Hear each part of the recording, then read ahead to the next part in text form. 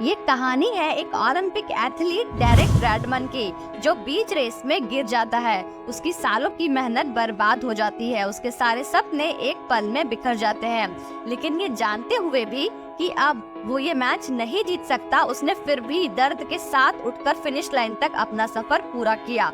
आखिर क्यों? ऐसा क्या था जो उसे आगे बढ़ने पर मजबूर कर रहा था? और क्यों पूरी ऑडियंस इस इमोशनल मोमेंट को देखकर रोने लगती है, लोग खड़े होकर तालियां बजाने लगते हैं? और कैसे ये रेस इतिहास की सबसे इमोशनल रेस बन जाती है, आइए जानते हैं।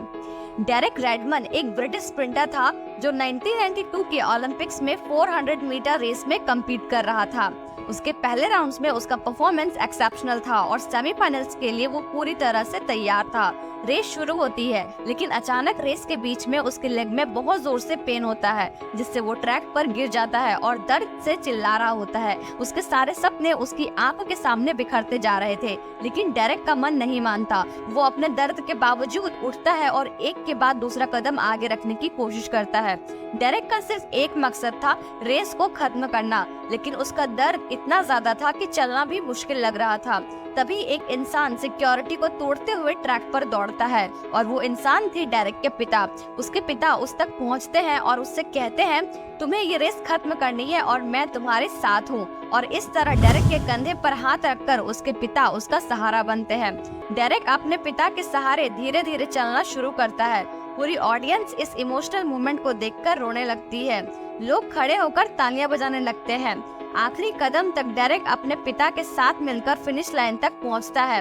उस दिन वो मेडल तो नहीं जीत पाया, लेकिन उसने सबके दिलों को जरूर जीत लिया था, क्योंकि गेम खत्म होने के बाद जितने ज्यादा विनर के चर्चे नहीं थे, उससे कई ज्यादा लोग सिर्फ डेरेक के बारे में बात कर रहे थे।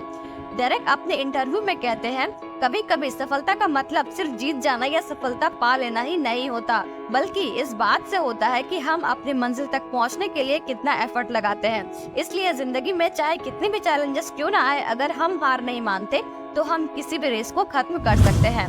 दोस्तों, 2024 खत्म होने में सिर्फ 2 से ढाई महीने ही बचे हुए हैं, तो हमें इस बात से फर्क नहीं पड़ना चाहिए कि इस 2 से ढाई महीने में हम क्या अचीव कर पाएंगे, बल्कि हमें इस रेस को पूरी डिटर्मिनेशन एंड एफर्ट के साथ इस रेस को खत्म करना है। क्योंकि जीत या हार से ज्यादा महत्वपूर्ण है अपनी पूरी कोशिश करना, क्योंकि मंजिल सिर्फ उन्हीं को मिलती है जो रास्ते में कभी रुकते नहीं। दोस्तों, आपके पास सिर्फ एक आखिरी मौका बचा है 2024 को बेस्ट बनाने का, तो इसे ग्रैब करने के लिए स्क्रीन पर आ रही वीडियो को जाकर जरूर देखें। मैं आपसे वही मिलूंगी।